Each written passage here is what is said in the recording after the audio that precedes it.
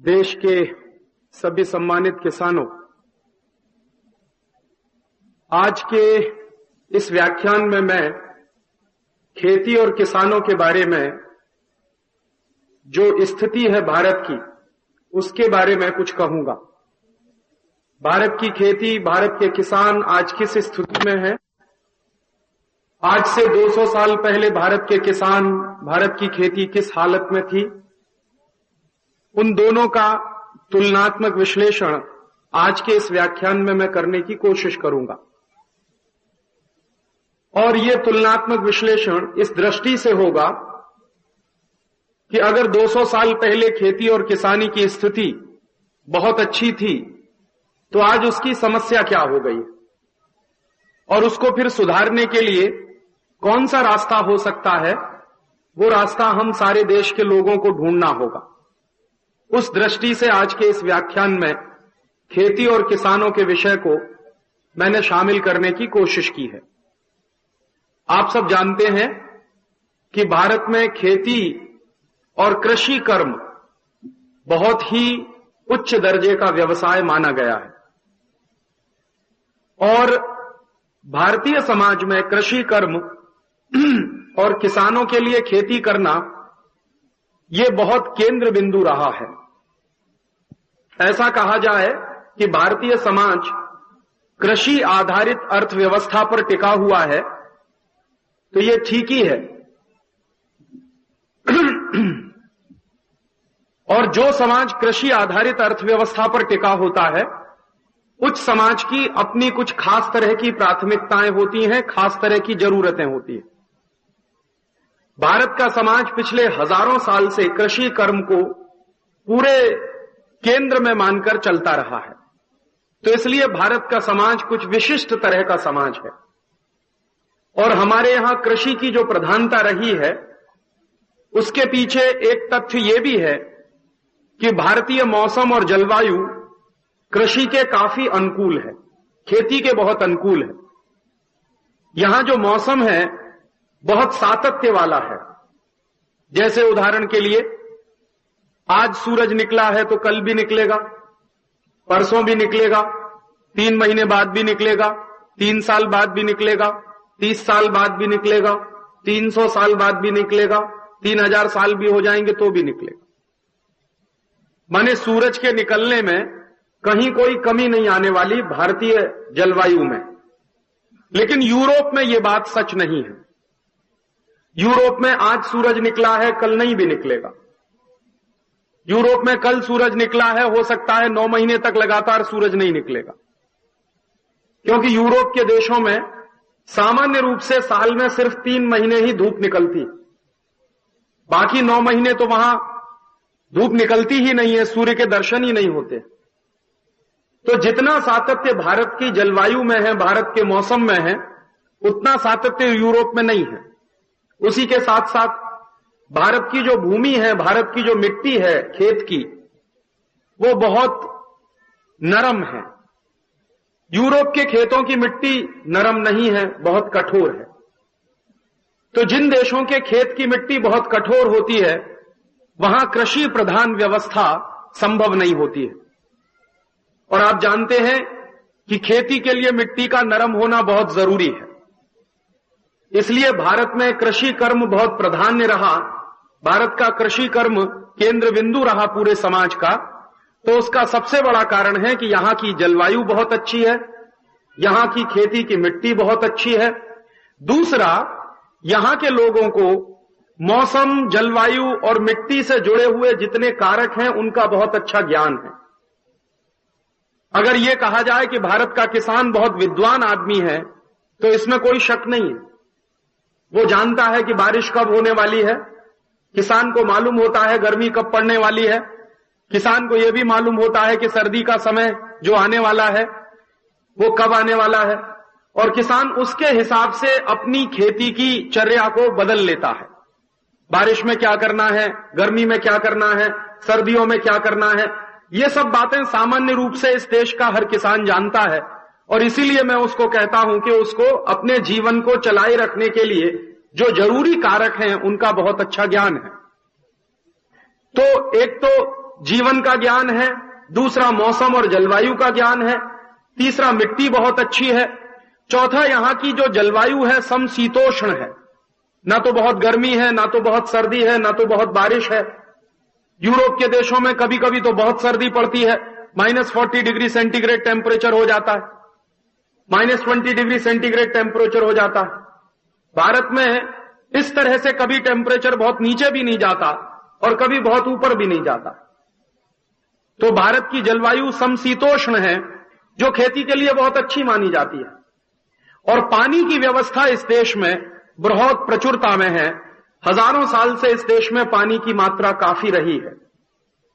बारिश का होने वाला पानी, बारिश से मिलने वाला पानी, जमीन के अंदर मिलने वाला पानी और जमीन के ऊपर तालाबों के माध्यम से मिलने वाला पानी, इस सभी की प्रचुरता भारतीय समाज में काफी लंबे समय से रही है। इसलिए भारत की खेती बहुत उन्नत रही है और भारत का किसान भी बहुत उन्नत रहा है।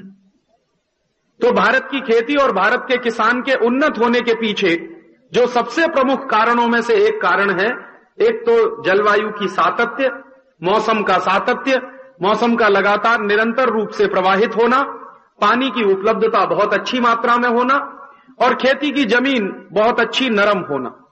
ये तीन बड़े कारक हैं जिसके लिए भारतीय खेती और भारतीय कृषि कर्म बहुत उन्नत रहा है। और इतने उन्नत कृषि कर्म के बारे में अगर कभी अंदाजा लगाना हो कि किस तरह की खेती हमारे यहां होती रही है 200 साल पहले, 300 साल पहले, तो मेरे पास कुछ जो दस्तावेज हैं, हमारे यहां एक बहुत बड़े इतिहासकार हैं प्रोफेसर धर्मपाल, उनकी मदद से हम लोगों ने कुछ दस्तावेज इकट्ठे किए हैं लंदन के इंडिया ऑफिस लाइब्रेरी में से। जैसे अंग्रेजों की सरकार नए नए कानून बनाती थी किसानों को बर्बाद करने के लिए, वैसे ही अब नए नए कानून फिर किसानों को बर्बाद करने के लिए बनाए जा रहे हैं। ऐसा ही एक कानून इस देश में बन गया है। सन 1994 के साल में 15 दिसंबर को भारत सरकार ने गैट करार पर हस्ताक्षर कर दिया। अब इस गैट करार पर हस्ताक्षर होने के बाद तो किसानों की हालत और बराबर गिरती चली जा रही है, बर्बादी की तरफ जाती चली जा रही है। गैट करार जो हस्ताक्षर किया गया 15 दिसंबर 1994 को, वो है क्या? बहुत सारे लोगों को इसके बारे में काफी गलतफहमी, और इस गलतफहमी को आज मैं आपको दूर करना चाहता हूं। ये गैट करार है क्या? हम लोग, आप लोग अगर समझ सकें तो किसी दूसरे को भी समझा सकते हैं। गैट करार एक ऐसा दस्तावेज है, एक ऐसा समझौता है जिसको भारत सरकार ने किया है दुनिया के कई देशों के साथ मिलकर। यह समझौता क्या है? ये क्या करता है समझौता? इसमें क्या लिखा हुआ है? किस तरह की बातें इसमें दी गई हैं? किस तरह की बातें लिखी गई हैं? मैं पहले तो आपको यह समझाने की कोशिश करता हूं कि यह गैट क्या है। 1945 में जब दूसरा विश्व युद्ध खत्म हो गया तो सारी दुनिया में बर्बादी दिखाई दे रही थी। यूरोप के देश बर्बाद हो गए थे जो दूसरे विश्व युद्ध में शामिल हुए थे, बहुत सारे दूसरे देश बर्बाद हो गए थे जो दूसरे विश्व युद्ध में शामिल हुए थे। तो उस बर्बादी को दूर करने के लिए एक संस्था बनाई गई जिसका नाम रखा गया वर्ल्ड बैंक। इसका एक दूसरा नाम भी है, international bank for reconstruction and development, और उसको वर्ल्ड बैंक भी कहते हैं। ये क्यों बनाई गई संस्था? ये बनाई गई जिन देशों में बर्बादी आई है उन देश के लोगों को अगर लोन चाहिए, प्रोजेक्ट चलाने के लिए, परियोजनाएं चलाने के लिए, सरकारों को कर्जा चाहिए, तो सरकारें वर्ल्ड बैंक से कर्जा ले सकें। जो सरकारें बर्बाद हो चुकी थी, जो देश बर्बाद हो चुके। फिर उसी के साथ साथ एक और संस्था बनाई गई जिसका नाम है अंतर्राष्ट्रीय मुद्रा कोष, इंटरनेशनल मॉनेटरी फंड। इसकी जिम्मेदारी क्या दी गई थी? दुनिया के तमाम देशों को अपने कर्जे के तात्कालिक ब्याज चुकाने के लिए अगर पैसे की जरूरत पड़े तो अंतर्राष्ट्रीय मुद्रा कोष उसके लिए बनाया गया। वर्ल्ड बैंक बनाया गया बड़ी बड़ी परियोजनाओं का कर्ज लेने के लिए, और अंतर्राष्ट्रीय मुद्रा कोष बनाया गया तत्काल किसी देश को भुगतान की स्थिति का सामना करना पड़ रहा है, पैसा नहीं है उनके पास भुगतान करने के लिए, तो आईएमएफ बनाया गया तत्काल कर्ज देने के लिए। आईएमएफ और वर्ल्ड बैंक के अलावा एक तीसरी संस्था और बनाई गई जिसका नाम था GATT, general agreement on trade and tariff. और यह गैट संस्था की जिम्मेदारी क्या तय की गई? इसकी जिम्मेदारी यह तय की गई तो दुनिया के देशों में माल बिकने के लिए जाता है, किसी एक देश का माल किसी दूसरे देश में जाता है, दूसरे देश का माल किसी तीसरे देश में जाता है, तो ये दुनिया के तमाम देशों के माल एक दूसरे के देशों में जब बिकने के लिए जाते हैं तो उनमें अक्सर झगड़े होते रहते हैं। कोई देश किसी परदेशी देश के माल पर टैक्स बढ़ा देता है, कोई देश किसी दूसरे परदेशी देश के माल पर टैक्स बढ़ा देता है। तो इस तरह के टैक्स के झगड़े होते हैं, टैरिफ के झगड़े होते हैं, नॉन टैरिफ के झगड़े होते हैं। कोई देश कहता है हमको इतना ही माल चाहिए, तो जबरदस्ती दूसरा देश बेचने की कोशिश करता है। तो इस तरह के जो झगड़े होते हैं, इन झगड़ों का निपटारा करने के लिए एक संस्था बनाई गई जिसका नाम रखा गया GATT, general agreement on trade and tariff.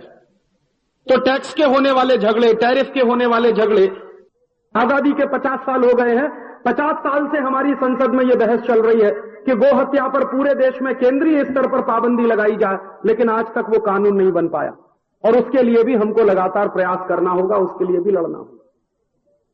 तो एक काम तो ये सरकारी स्तर पर संघर्ष का होगा, एक काम तो पार्लियामेंट के स्तर पर संघर्ष का होगा।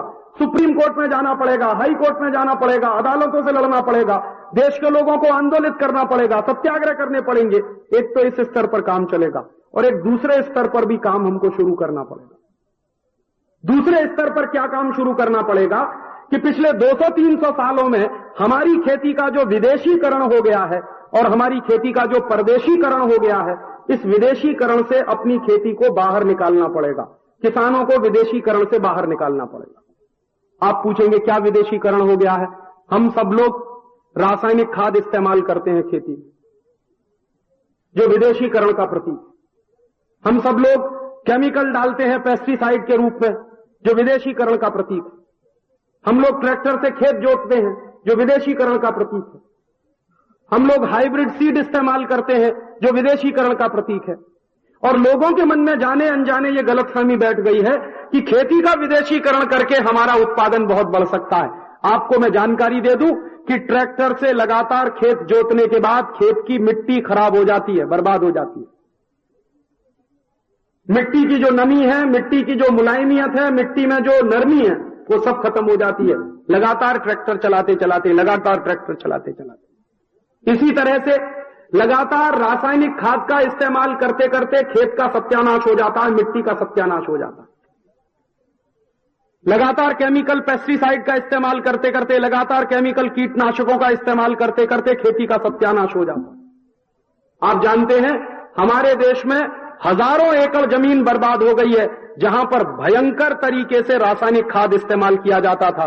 भयंकर तरीके से रासायनिक खाद के साथ साथ रासायनिक दवाएं इस्तेमाल की जाती। आप जाइए देखकर आइए पंजाब में, आप जाइए देखकर आइए हरियाणा में, आप कभी चलिए, मैं आपको दिखाता हूं मेरे पश्चिमी उत्तर प्रदेश में जितने इलाकों में भारत में ज्यादा से ज्यादा रासायनिक खादों का इस्तेमाल किया गया है, जितने इलाकों में भारत में ज्यादा से ज्यादा रासायनिक कीटनाशकों का इस्तेमाल किया गया है, उन सब इलाकों की हजारों एकड़ जमीन बंजर होती चली जा रही है। अभी उसमें कुछ नहीं होता, सब चौपट हो रहा है।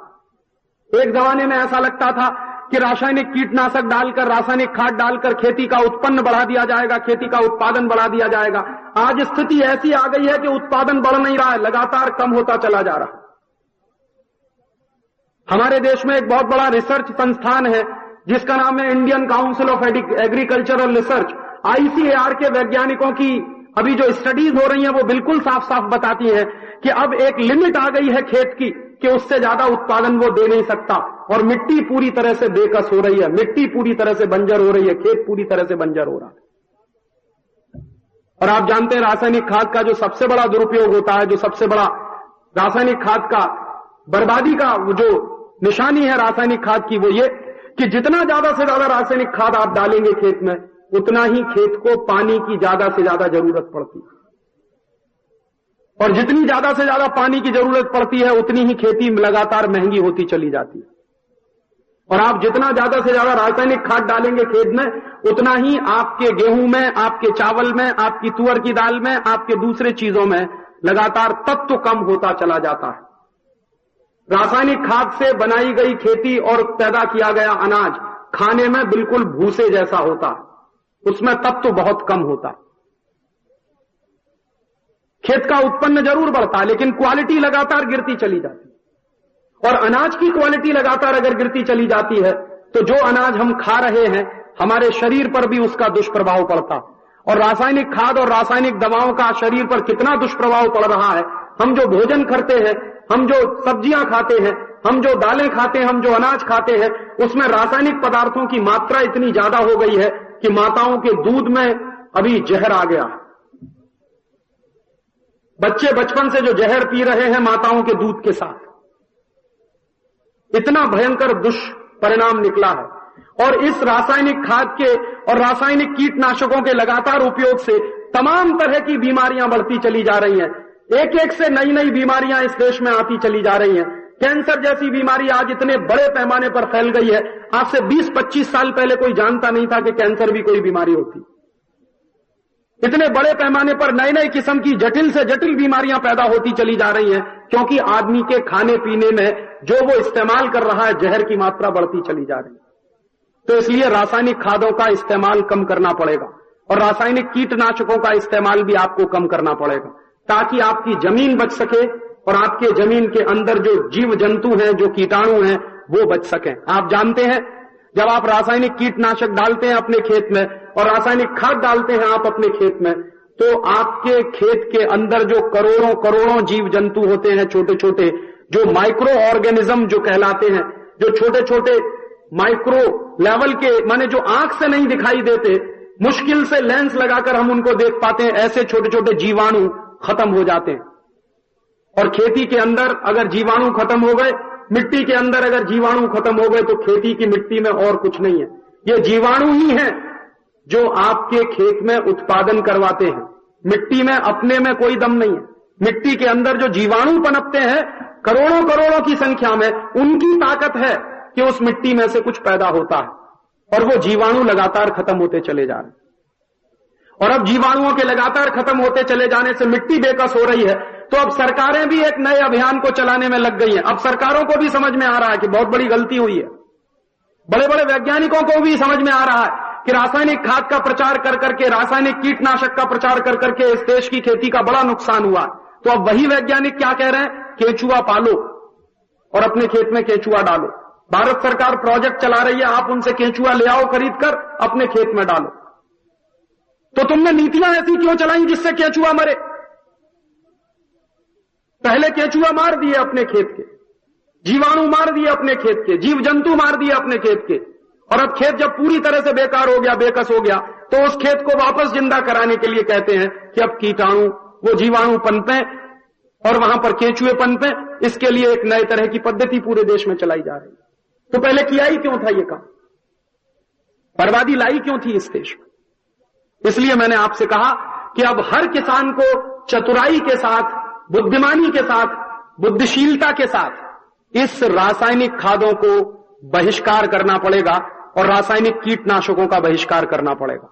और आपको चुनना पड़ेगा कि ये खेती रहे या खेत बर्बाद हो, कि जैसे आने वाली पीढ़ी को कुछ बचेगा ही नहीं। और आने वाली पीढ़ी को कुछ नहीं बचेगा तो आप चले जाएंगे तो वो पीढ़ी क्या करने वाली? ये खेत तो ईश्वर ने दिया है आपको, खेत तो आपने नहीं बनाया, खेत कोई बना भी नहीं सकता। ईश्वर की दी गई जमीन है और ईश्वर ने ये जमीन दी है आपको ताकि आप इस अगली पीढ़ी को देकर जाएं। और वो जमीन को अगर आप बर्बाद करके चले जाएंगे तो आने वाली पीढ़ी को क्या मिलेगा? इसलिए गंभीरता से आपको ये सब बातें सोचनी पड़ेंगी। तो आप पूछेंगे इसका विकल्प क्या? रासायनिक खाद को हम अगर बहिष्कार करें तो इसका विकल्प क्या? आप सोचिए जरा, 300 साल पहले इस देश के किसान क्या करते थे? गाय के खाद का इस्तेमाल करते थे, गोबर का इस्तेमाल करते थे। उस समय तो कोई रासायनिक खाद नहीं था। और जिस समय रासायनिक खाद नहीं था उस समय इस देश के खेती का उत्पादन ब्रिटेन के कुल खेती के उत्पादन का 3 गुना ज्यादा होता था। जिस समय कोई रासायनिक कीटनाशक नहीं था इस देश में, उस समय इस देश की खेती दुनिया में सबसे उन्नत खेती मानी जाती थी। तो आज भी वो हो सकता, उसका ज्ञान तो हमारे पास है ही, अभी ज्ञान तो लुप्त नहीं हुआ है। तो उस ज्ञान का आप प्रयोग करना शुरू करिए। तो क्या करें? गोबर के खाद का ज्यादा से ज्यादा इस्तेमाल करना शुरू करिए। और गोबर के खाद का ज्यादा से ज्यादा इस्तेमाल शुरू करें आप, तो उसके लिए एक छोटा सा काम और करिए कि आप ज्यादा से ज्यादा पशुओं का पालन करिए। गाय पालिए, गाय के साथ साथ बकरियां पालिए। मैं तो किसानों को एक ही सलाह देता हूं कि अगर किसानों ने मारुति कार खरीद रखी है तो कार बेचें और 4 गाय खरीदें। अगर ट्रैक्टर खरीद रखा है तो ट्रैक्टर बेचिए, 10 गाय खरीद लीजिए। क्यों खरीद लें? एक दिन ये कार और ट्रैक्टर सब बंद होने वाले हैं। आप पूछेंगे कैसे? पेट्रोल खत्म हो जाएगा। दुनिया में पेट्रोल की मात्रा बिल्कुल सीमित है, असीमित मात्रा में पेट्रोल नहीं है पूरी दुनिया में। और जब पेट्रोल खत्म हो जाएगा दुनिया में तो कार कैसे चलाएंगे आप? तब आपको बैल लगाना पड़ेगा और कार खींच के ले जाएगा आपका बैल। तो ऐसी नौबत आए उसके पहले ये कार बेच दीजिए और 4 गाय खरीद लीजिए, वो सबसे ज्यादा बुद्धिमत्ता का सौदा है। और गाय पालेंगे तो गोबर आएगा, गोबर से खाद बनेगा। और नैडप पद्धति से जो खाद बनाने की पद्धति प्रचलित हुई है पूरे देश में, उस पद्धति से 1 किलो गाय के गोबर से कम 33 किलो खाद बन सकता। आपका कचरा है, आपके पास गोबर है, गाय का मूत्र है, मिट्टी आपके खेत में जो है उसका इस्तेमाल करते हुए, और उसके लिए आप चाहें तो क्या कर सकते हैं, 100 किलो गाय का गोबर अगर आपके पास हो तो 100 किलो गाय के गोबर से आप कम से कम 3300 किलो खाद बना सकते हैं। और उसका तरीका क्या है? उसका तरीका बिल्कुल आसान है। उसका तरीका ऐसे आसान है कि 100 किलो गाय का गोबर, 1500 किलो उसमें चाहिए बायोमास कचरा, और करीब 1700 किलो चाहिए उसमें मिट्टी। और इन तीनों को एक खास तरीके के टैंक को बनाकर उसमें रखा जाता है। कैसे टैंक बनाया जाता है? मान लीजिए 2 मीटर लंबा है, आधा मीटर चौड़ा है, करीब 1 मीटर गहरा है, ऐसा एक टैंक बनवाइए। उसमें बीच बीच में छेद खुले रहे, इस तरह से टैंक की चिनवाई करवाइए। और उसमें नीचे बायोमास का जो है वो लेयर बिछाइए। फिर उसके बाद जो गाय का गोबर है गोमूत्र के साथ मिलाकर उसकी एक परत बिछाइए, मिट्टी उसमें भरिए, फिर उसके ऊपर इसी तरह की परत बनाइए, बनाते चले जाइए और पूरा भर जाएगा। 2 महीने तक उसको ढक के रखिए, 2-2.5 महीने के बाद खाद तैयार हो जाएगा। एक बहुत अच्छा तरीका है खाद बनाने का। आपके पास गाय है, गांव में गाय का गोबर है और गाय के गोबर का आप इस्तेमाल कर सकते हैं। एक दूसरा तरीका भी है, गोमूत्र ले लीजिए 10 लीटर और 10 किलो गोबर ले लीजिए करीब, और उसमें 250 ग्राम गुड़ डाल दीजिए। 8 दिन तक इसको रखिए और 8 दिन तक रखने के बाद करीब 200 किलो पानी में ये मिला लीजिए। और उस पानी को खेत में जो आपके पौधे हैं उनकी जड़ों में लगा दीजिए। वो खाद का भी काम करेगा, कीटनाशक का भी काम करेगा। और इनमें कोई भी ऐसी चीज नहीं है जो आपके गांव में ना बनती हो और आपके घर में ना बनती हो। गाय आपके पास है तो गोबर आपको मिलेगा, गाय आपके पास है तो गोमूत्र आपको मिलेगा, और हर गांव में ऊस पैदा होता है तो उससे गुड़ बना सकते हैं। 3 चीजें इस्तेमाल होती हैं और तीनों चीजें आपके गांव में है, और पानी तो हर गांव में है। तो बहुत आसानी के साथ इस तरह से आप खाद का भी इस्तेमाल कर सकते हैं इसका, और खाद के साथ साथ ये कीटनाशक के रूप में भी इस्तेमाल कर सकते हैं। दूसरा एक काम और कर सकते हैं कि कीटनाशक अगर रासायनिक नहीं खरीदे तो प्राकृतिक तरीके से कीटनाशक भी बना सकते हैं। गोमूत्र ले लीजिए और करीब 2 लीटर ले लीजिए, उसमें 1 किलो नीम का पत्ता उबाल दीजिए और आधा घंटे तक लगातार उबालिए, और उसके बाद उसको 100 मिलीलीटर की मात्रा में लेकर 15 लीटर पानी में मिला लीजिए, और उस 15 लीटर पानी को स्प्रे करिए। जिस तरह से छिड़काव करते हैं, आपके यहां स्प्रे मशीन होती होगी, हर गांव में हर किसान के पास स्प्रे मशीन है, तो उसमें भरकर उसको स्प्रे करिए, और आपके किसी भी तरह का कीट जो फसल पर लग गया है खत्म हो जाएगा। एकदम प्राकृतिक तरीके से कीट को खत्म करने का सबसे अच्छा इलाज है, और इसको बनाने में आपका खर्चा भी कुछ खास नहीं आने वाला। अगर रासायनिक कीटनाशक आप लेके आएंगे 300 रुपए लीटर मिलेगा, 400 रुपए लीटर मिलेगा, 500 रुपए लीटर भी मिल सकता है, 1000 रुपए लीटर भी मिल सकता है, तो आपका तो खर्चा ही बढ़ रहा है ना। और इसमें तो सारी की सारी चीजें ऐसी हैं जो आपके घर में मौजूद है। गोमूत्र आपके पास है क्योंकि गाय आप पालते हैं, नीम हर गांव में मिल जाएगा, नीम की पत्ती आपको मिल जाएगी, गोमूत्र में नीम की पत्ती डालकर उबालना है और उसको इस्तेमाल करना। एक तरीका और भी है कि 300 ग्राम गुड़ 15 लीटर पानी में गर्म करके रख लीजिए और फिर उसके बाद उसको स्प्रे कर दीजिए। कीटनाशक के रूप में काम में ला सकते हैं आप इसको, सब तरह के कीट मर जाएंगे। चूने के पानी का छिड़काव कर सकते हैं। 10 ग्राम चूना ले लीजिए, 50 मिलीलीटर पानी ले लीजिए और उसको छानकर करीब 15 लीटर पानी में घोल लीजिए और उसको स्प्रे की तरह से छिड़क दीजिए अपने खेत के। जितने कीट बने हैं किसी भी फसल पर, सब तरह के कीट आपके मर जाएंगे। एक और तरीका है कि गोमूत्र 1 लीटर ले लीजिए और सीधे 15 लीटर पानी में मिला लीजिए और झाड़ के ऊपर स्प्रे करिए, उसकी जड़ में नहीं। तो फल जो आएंगे उनकी मिठास बढ़ जाएगी, क्वालिटी भी बढ़ जाएगी और कीड़े तो अपने आप मर ही जाएंगे। ये सब काम इतने आसान है कि बहुत आसानी के साथ अपने गांव में ही इस्तेमाल जो संसाधन है उनसे हम कर सकते हैं, और गांव का एक भी पैसा खर्च करने से आप बचा सकते हैं जो रासायनिक कीटनाशकों पर आप खर्च कर रहे हैं। और इसी तरह से गोबर के खाद का इस्तेमाल करें, गाय के गोबर से खाद बनाना शुरू करें, तो एक गाय से करीब 80 टन खाद हर साल में बन सकता है, और एक गाय से अगर 80 टन खाद एक साल में बन सकता है तो करीब करीब बाजार की आज की कीमतों पर वो 25 से 30 हजार रुपए का बैठता। तो एक गाय का गोबर 25 से 30 हजार रुपए का खाद बना सकता। तो गोपालन से दूध तो मिलेगा ही, घी तो मिलेगा ही, मक्खन तो मिलेगा ही। गाय के गोबर से आपके पूरे देश की खाद की जरूरत पूरी हो सकती है। गाय के मूत्र से पूरे देश के कीटनाशक की जरूरत पूरी हो सकती है। और अगर हम रासायनिक खादों का बहिष्कार कर सकें और रासायनिक कीटनाशकों का बड़े पैमाने पर बहिष्कार कर सकें तो हर साल इस देश का लगभग 20,000 करोड़ रुपया भी बचेगा। भारत सरकार जो आयात करती है परदेशों से, उस परदेशी आयात में एक तो सबसे ज्यादा आयात होता है पेट्रोल का, डीजल का और पेट्रोलियम प्रोडक्ट्स का, और दूसरा सबसे बड़ा भारत सरकार का आयात है रासायनिक खादों के रूप में जो केमिकल फर्टिलाइजर इस्तेमाल किए जाते हैं उसमें। लगभग भारत सरकार का हर साल 20,000 करोड़ रुपए का खर्चा होता है विदेशों से रासायनिक खाद इंपोर्ट करने में, खरीदने में। वो 20,000 करोड़ का भारत सरकार का खर्च बचेगा। और कई बार सरकार की स्थिति ये होती है कि ये इंपोर्ट करना जरूरी हो गया है क्योंकि गांव-गांव के जगह जगह हर किसान यही इस्तेमाल कर रहे हैं, तो कहीं कहीं से कर्ज लेकर ये सब रासायनिक खाद इंपोर्ट करना पड़ता है। वो सरकारें इंपोर्ट करने से बच जाएंगी, आयात होने से बचेगा। और अगर आयात होने से हम बचा लेंगे तो हमारे देश का पैसा बचेगा, डॉलर बचेगा, और डॉलर बचेगा अगर हमारे देश का तो कटोरा लेकर भीख मांगने की कहीं जरूरत नहीं पड़ेगी और इस देश में स्वावलंबन की नीतियां फिर से लागू की जा सकेंगी। ऐसे ही कुछ एक काम और करिए आप। हमारी खेती का एक विदेशीकरण और हो रहा है। बहुत सारी ऐसी चीजें हम पैदा करते हैं जिनकी हमारे समाज को कोई जरूरत नहीं। उदाहरण के लिए सोयाबीन। ये जो सोयाबीन की खेती करना भारत के किसानों ने शुरू किया है, इसकी भारत के समाज को कोई जरूरत नहीं। वास्तव में सोयाबीन की जरूरत यूरोप को होती है। यूरोपियन समाज में सोयाबीन की जरूरत होती है। आप पूछेंगे क्या जरूरत होती है? मैं तो यूरोप में जा चुका हूं, मैं वहां रह चुका हूं, मैंने तो देखा। यूरोप में सोयाबीन की सबसे ज्यादा जरूरत होती है सोयाबीन की खली बनाने में।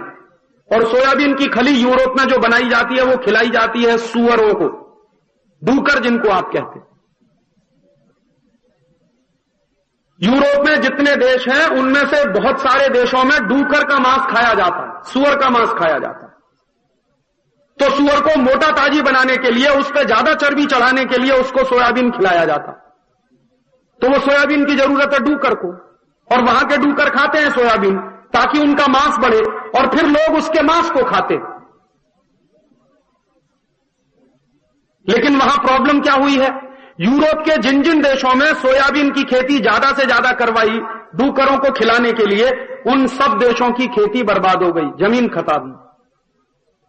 क्योंकि सोयाबीन की फसल लगातार आप लेते चले जाएंगे, जमीन की सारी पोषक तत्व की शक्ति जो होती है वो नष्ट हो जाती है। तो सोयाबीन की खेती जिन जिन यूरोप के देशों में की गई थी वो सब देशों में खेती सत्यानाशी हो गई, जमीन चौपट हो गई, मिट्टी बर्बाद हो गई। तो अब उन देशों ने क्या किया कि अपने देश में सोयाबीन पैदा कराना बंद कर दिया। सबसे ज्यादा खेती बर्बाद हुई है सोयाबीन कर करके हॉलैंड की। तो हॉलैंड की सरकार ने क्या फैसला किया कि अब हम सोयाबीन नहीं करेंगे अपने देश में क्योंकि हमारा खेत बर्बाद होता। तो वो सोयाबीन वो तो अपने देश में नहीं करते, भारत में लाके उन्होंने पटक दिया और हमारे किसानों को करवा रहे हैं कि तुम सोयाबीन पैदा करो ताकि हमारे खेत बर्बाद हो जाएं और उनके खेत सुरक्षित बने रहे। और हमारे यहां जानते हैं ये सोयाबीन जो होता है उसका क्या किया जाता है? जो सोयाबीन पैदा होता है उसका थोड़ा तेल निकाल लेते हैं, बची हुई जो खली होती है वो यूरोप में बेच देते हैं। माने उनके डूकरों को खिलाने के लिए हम अपने खेत बर्बाद कर रहे हैं। और किसानों को कैसे बेवकूफ बनाया जा रहा है? कह रहे हैं बड़ी भारी कैश क्रॉप है ये कैश क्रॉप के चक्कर में अगर आप और 2-5 साल फंसे रहे तो मैं आपको चेतावनी दे सकता हूं, गारंटी दे सकता हूं कि आपकी मिट्टी में फिर कुछ नहीं होगा 5 साल के बाद। इसलिए मेरा आपसे विनम्र निवेदन है कि सोयाबीन की खेती करना तत्काल बंद कर दें। ये सोयाबीन की खेती का पूरे भारत के गांव-गांव के किसानों का गांव-गांव के किसानों द्वारा सोयाबीन की खेती का करना यह विदेशीकरण की निशानी है, भारत के खेती के विदेशीकरण की निशानी। और एक दूसरी बात और बता दूं कि एक बहुत बड़ा भ्रामक प्रचार पूरी दुनिया में चल रहा है कि सोयाबीन में बहुत बड़ी मात्रा में प्रोटीन होता है। सोयाबीन में जो भी प्रोटीन होता है वो कभी भी पचता नहीं है, आदमी के शरीर में बिल्कुल किसी काम में नहीं आता। आप जानते हैं मूंग की दाल में भी बहुत प्रोटीन होता, उड़द की दाल में भी होता, तुअर की दाल में भी होता। तो मूंग की दाल में, उड़द की दाल में, तुअर की दाल में जो प्रोटीन होता है वो खाने के बाद शरीर में डाइजेस्ट हो जाता है और काम में आ जाता है शरीर के। सोयाबीन खाने के बाद जो प्रोटीन निकलता है वो कभी भी शरीर में काम नहीं आता, कभी भी डाइजेस्ट नहीं होता, बहुत ही जटिल होता है, बहुत ही कॉम्प्लिकेटेड होता है सोयाबीन का निकला हुआ प्रोटीन, इसलिए वो शरीर के किसी काम का नहीं। तो वो हमारे खाने के काम भी नहीं आ सकता सोयाबीन। इसलिए मेरा आपसे निवेदन है कि ये जो विदेशीकरण किया है आपने सोयाबीन की खेती कर करके, इस विदेशीकरण को खत्म करिए और सोयाबीन बंद करके जो भारतीय समाज में बहुत पहले से चली आ रही फसलें थी उनको ही पैदा करने का काम शुरू करिए। एक और काम करना पड़ेगा हमको विदेशीकरण खत्म करने के लिए अपनी खेती का, कि हम लोगों को आदत पड़ गई है हाइब्रिड बीज लगाने की, संकरित बीज लगाने की। और आपको मैं जानकारी दे दूं कि हाइब्रिड बीज से जो अनाज आप पैदा कर रहे हैं, अमेरिका, यूरोप जैसे देशों में उस अनाज को जानवर ही खाते हैं, लोग नहीं खाते। और हाइब्रिड द्वारा पैदा किया गया अनाज बहुत ही घटिया क्वालिटी का माना जाता। आप हाइब्रिड से कुछ भी अनाज पैदा करिए, किसी भी देश में आप उसको बेच नहीं पाएंगे, सिर्फ अपने खाने के लिए रख सकते। लेकिन हाइब्रिड द्वारा पैदा किया हुआ अनाज दुनिया का कोई भी अमीर देश खरीदता नहीं है। यह सिर्फ बेवकूफी का काम है। और यह बड़ी भारी गलतफहमी है आप लोगों के मन में कि हाइब्रिड से ही उत्पादन बढ़ता है। ऐसा कुछ भी नहीं है। हमारे अपने जो स्वदेशी बीज थे, जो भारतीय बीज थे, उनके भी उत्पादन कुछ कम नहीं होते। आज से 200-300 साल पहले 1 एकड़ में भारत में धान पैदा होता था 65 से 70 कुंटल, बिना किसी हाइब्रिड सीड के। 1 लाख किस्म की भारतीय धान की प्रजातियां थी इस देश में। और दक्षिण भारत में मालाबार के इलाके में 1 एकड़ में धान पैदा होता था 65 से 70 कुंटल 300 साल पहले। तो बिना किसी हाइब्रिड बीज के, बिना किसी केमिकल फर्टिलाइजर के, बिना किसी केमिकल पेस्टिसाइड के इतना धान पैदा होता था। आज भी हो सकता है बिना हाइब्रिड बीज के, बिना केमिकल फर्टिलाइजर के, बिना केमिकल पेस्टिसाइड के। तो आपसे एक तीसरा निवेदन मेरा यह है कि आप ये जो विदेशीकरण कर रहे हैं हाइब्रिड बीज के नाम पर, संकर बीज के नाम पर, इसको कम से कम करिए और स्वदेशी बीजों का चलन बढ़ाइए। हम लोगों ने आजादी बचाओ आंदोलन की तरफ से एक अभियान शुरू किया। अभियान ये शुरू किया है, हम लोग गांव-गांव जाते हैं और लोगों से, किसानों से मिलते हैं। तो एक तरह की बात हर जगह के किसान हमको कहते हैं कि राजीव भाई आपकी बात समझ में आती है, संकर बीज नहीं इस्तेमाल करना चाहिए, लेकिन आप बताइए हमको स्वदेशी बीज मिलेगा कहां से? क्योंकि जिस दुकान पे जाओ वहां संकर बीज ही मिलता, जिस कंपनी के पास जाओ वो सब संकर बीज ही बेचते हैं, जिस एजेंसी पे जाओ सब जगह संकर बीज ही मिलता है। तो ये बात सही है कि धीरे धीरे स्वदेशी बीज का चलन खत्म हुआ है। लेकिन फिर हम लोगों को ऐसा लगा कि ये समस्या तो बहुत बड़ी है, तो इस समस्या का समाधान करने के लिए हम लोगों ने एक रास्ता खोजा कि जहां जहां देश के किसानों के पास स्वदेशी बीज उपलब्ध है, वो स्वदेशी बीज लेकर हम बीज से बीज बनाने का एक नया अभियान शुरू कर रहे।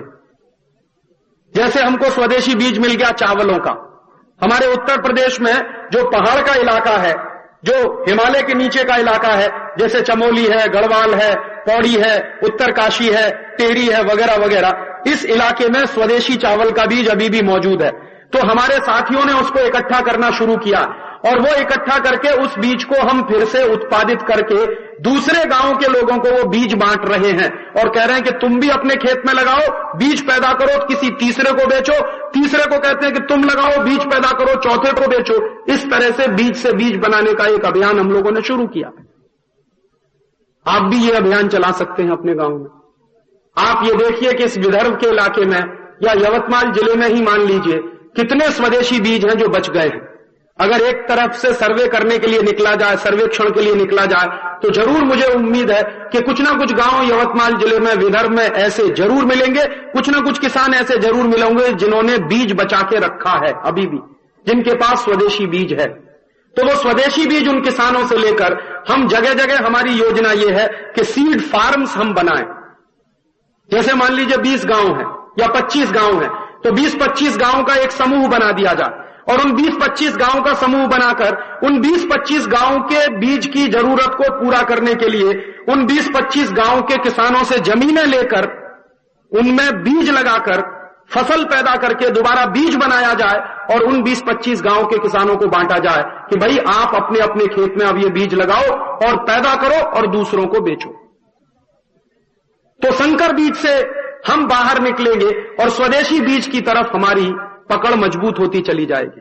और यह स्वदेशी बीज को बढ़ाना ही पड़ेगा, क्योंकि तत्व तो उसी में है, पोषकता उसी में है, ताकत उसी स्वदेशी बीज में है। संकर बीज में कोई ताकत नहीं है, कोई पोषकता भी नहीं। ऐसे ही भारतीय खेती के विदेशीकरण को दूर करने के लिए एक दो छोटे छोटे काम हमको और करने पड़ेंगे कि अभी हमारी जो मिट्टी में दम नहीं रहा है, धीरे धीरे मिट्टी बेकस हो गई, तो दम नहीं रहा है इस मिट्टी में, इस मिट्टी को फिर से पुनर्जीवित करना होगा। और इस मिट्टी को फिर से पुनर्जीवित करने के लिए हमको ऑर्गेनिक फार्मिंग की तरफ ध्यान देना पड़ेगा। प्राकृतिक तरीके से खेती करने के बारे में गंभीरता से सोचना पड़ेगा, ताकि मिट्टी की जो जान निकल गई है वो वापस आ सके। और मुझे भरोसा है और विश्वास है कि 2-3 साल अगर हम प्राकृतिक खेती के प्रयोग करें तो जरूर आपकी मिट्टी में दोबारा से जान पड़ जाएगी और जरूर आपकी मिट्टी में फिर से ताकत आ जाएगी। तो प्राकृतिक खेती की तरफ गंभीरता से सोचिए। हमारे देश में बहुत बड़े बड़े लोग हैं जो प्राकृतिक खेती के प्रयोग कर रहे हैं, और जो लोग प्राकृतिक खेती के प्रयोग कर रहे हैं उनके प्रयोगों से जो परिणाम निकल रहे हैं वो बहुत ही उत्साहवर्धक हैं। मेरे कई दोस्त हैं इस देश में जो प्राकृतिक तरीके से अपने खेत में खेती कर रहे हैं और उनका उत्पादन बहुत तेजी से बढ़ रहा है, और उनके द्वारा पैदा किए गए उत्पादनों में जो मिठास है, जो उनमें क्वालिटी है, वो किसी भी दूसरे भोजन में मुझे तो नहीं दिखाई देती। मेरे बहुत सारे दोस्त हैं जो पूरे देश में इस काम में लगे हुए हैं। तो आपसे भी मेरा निवेदन है कि गांव गांव में प्राकृतिक खेती कैसे की जाए उसके लिए शिविर लगाए जाएं। गांव गांव में प्राकृतिक खेती कैसे की जाए उसके लिए किसानों के सम्मेलन आयोजित किए जाएं, और किसानों की जो संस्थाएं हैं जगह जगह पर, वो संस्थाएं किसानों की तरफ से इनको आयोजित करें, सम्मेलन आयोजित हों, वर्कशॉप आयोजित हों, किसानों को समझाया जाए कि प्राकृतिक खेती कैसे की जा सकती है और प्राकृतिक खेती के नतीजे क्या निकलते हैं। जिन लोगों ने प्राकृतिक खेती करके नतीजे पाए हैं और उत्साहवर्धक परिणाम उनके आए हैं, उन्हीं लोगों को उन सम्मेलनों में बुलाया जाए और उनके माध्यम से चर्चा सत्र गांव गांव में चलाए जाएं, गांव गांव के किसानों को उसमें शामिल कराया जाए। तो एक रास्ता यह हो सकता है हमारे इस विदेशीकरण से बाहर निकलने का। और एक विदेशीकरण से बाहर निकलने का और गंभीर प्रयास आपको करना पड़ेगा। आजकल हमारे देश में खेती में मोनोकल्चर आ गया है। मोनोकल्चर माने एक जैसी खेती पूरे देश में होने लगी है। अभी कपास करना शुरू किया तो सबने कपास ही लगा दिया, एक के बाद एक सबने कपास लगाना शुरू कर दिया। फिर सोयाबीन शुरू हुआ तो सबने सोयाबीन ही लगाना चालू कर दिया। एक भेड़ चाल हो गई है पूरे देश में। वो बगल का किसान लगा के बैठा है तो हम भी लगाएंगे, बगल का किसान मरेगा, कुएं में गिरेगा, आप भी गिरेंगे। वो सत्यानाश करेगा, आप भी करेंगे अपना। वो पागल हो गया है, आप भी बनेंगे क्या पागल? तो अपनी खेती को इस मोनोकल्चर में से बाहर निकालिए, माने विविधता लाइए उत्पादन में।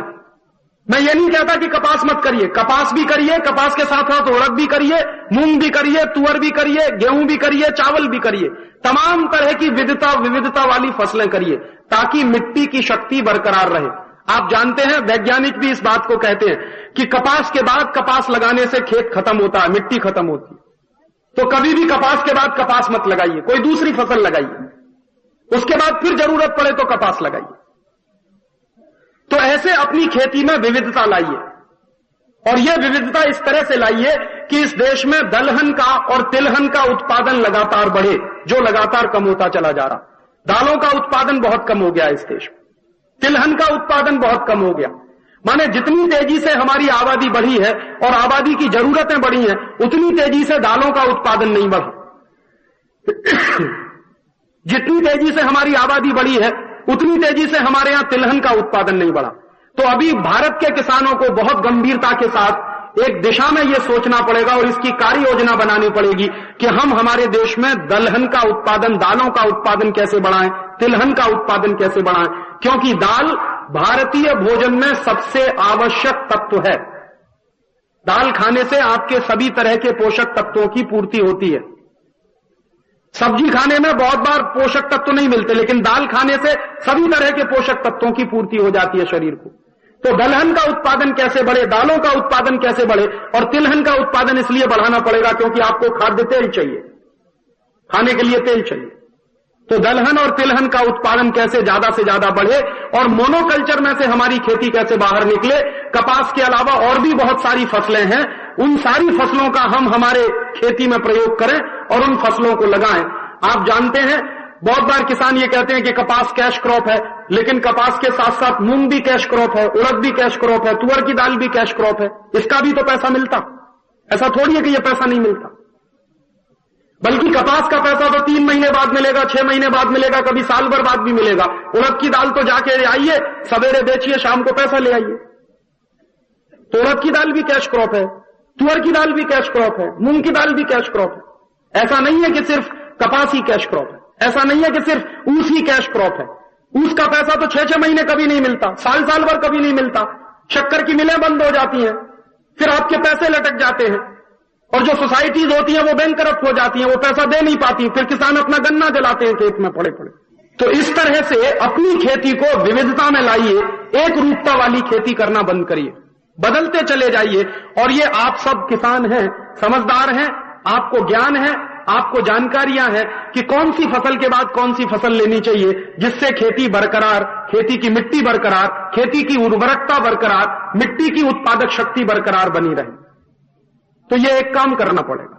ऐसे ही एक काम और करना पड़ेगा। मुझे ऐसा लगता है कि बाहर के देशों से जो आयात कर रहे हैं अनाज, या बाहर के देशों से जो बीज आयात कर रहे हैं, बाहर के देशों से जो खाने का तेल आयात कर रहे हैं, वो पूरी तरह से बंद करना पड़ेगा। क्योंकि बाहर के देशों से जो बीज आ जाता है, उस बीज के साथ साथ बीमारियां आ जाती हैं। मैंने आपको बताया कांग्रेसी घास घुस गई इस देश में, अभी मुश्किल हो गई है पूरे देश के लोगों को। बाहर के बीज आते हैं, 50 तरह की दूसरी चीजें घुस जाती हैं उनके साथ। तो इसलिए बाहर के बीजों पर निर्भरता कम करनी पड़ेगी, बाहर के अनाज पर निर्भरता कम करनी पड़ेगी, बाहर के तेलों पर निर्भरता कम करनी पड़ेगी। और कुछ साल के लिए हो सकता है हमारे देश में कमी हो जाए, तो उस कमी को बर्दाश्त करना सीखना पड़ेगा। मैं उस सिद्धांत का मानने वाला हूं जिसमें श्री लाल बहादुर शास्त्री विश्वास करते थे कि अगर हमारे यहां कोई चीज की कमी है तो उस कमी को सहन करना होगा, ना कि कटोरा लेकर भीख मांगनी होगी दूसरों से जाकर। हमारे घर में कोई चीज की कमी होती है तो उस कमी को बर्दाश्त करते हैं। ऐसा नहीं है कि हर बार पड़ोसी के पास जाते हैं कटोरा लेके कि लाओ भाई हमको ये दे दो। ये नहीं करना पड़ेगा। इससे आत्मसम्मान खत्म होता है, हमारा अपने ऊपर आत्मविश्वास भी खत्म हो जाता है। ये काम हमको करने पड़ेंगे। और भारतीय खेती में जो ज्ञान मौजूद रहा है, उस ज्ञान का इस्तेमाल हम सब अपने विवेक के अनुसार करें, जरूरत पड़ने पर उसमें बदलाव करें। और हमको एक काम और करना पड़ेगा, इस विदेशीकरण की व्यवस्था को समाप्त करने के लिए, भारतीय खेती को फिर से उन्नत बनाने के लिए एक और प्रयोग करना बहुत जरूरी है कि पूरे देश में बड़े पैमाने पर पेड़ लगाए जाएं, वृक्ष लगाए जाएं। वनीकरण का काम बहुत जरूरी है। किसानों की सबसे ज्यादा मदद अगर कोई कर सकता है तो वो वृक्ष कर सकता है, पेड़ कर सकता है। उसके लिए हमारे देश में वृक्ष आयुर्वेद नाम का पूरा एक शास्त्र ही है, बहुत ज्ञान है उसमें। तो वृक्ष आयुर्वेद का शास्त्र जो कहता है कि कुछ तरह के पेड़ इस देश के किसानों के लिए बहुत ही मददकारी हैं, बहुत ही जरूरी हैं। हर गांव में कुछ पेड़ तो जरूरी होने चाहिए, जैसे कड़वे नीम का पेड़ हर गांव में होना चाहिए, जैसे आंवले का पेड़ हर गांव में होना ही चाहिए, पीपल का पेड़ हर गांव में होना ही चाहिए, बरगद का पेड़ हर गांव में होना ही चाहिए, इमली का पेड़ हर गांव में होना ही चाहिए। तो हर गांव में जो होने वाले पेड़ हैं उनके बारे में जानकारी करें आप लोग, और हर गांव में इस तरह के पेड़ लगाएं। नीम का पेड़ लगे, नीम का अभियान पूरे देश में चले, आंवले के पेड़ लगे, पूरे देश में उसका अभियान चले, इमली के पेड़ लगे, उसका पूरे देश में अभियान चले, बरगद के पेड़ लगे, बड़ के पेड़ लगे, पीपल के पेड़ लगे, उसका अभियान पूरे देश में चले। तो जो पेड़ किसानों के बहुत अच्छे मित्र हैं उनकी संख्या में लगातार बढ़ोतरी हमको करनी होगी। और ये काम आप अपने से शुरू करिए, अपने घर से शुरू करिए। कैसे कर सकते हैं? मैं बहुत बार लोगों को अपील करता हूं अपने व्याख्यान में कि हम एक काम कर सकते हैं, अपने घर के बच्चों के जन्मदिन पर एक नीम का पेड़ लगा सकते हैं। अपने घर के किसी बच्चे के जन्मदिन पर एक आंवले का पेड़ लगा सकते हैं। अपने घर के बच्चे के जन्मदिन पर एक पीपल का पेड़ लगा सकते हैं।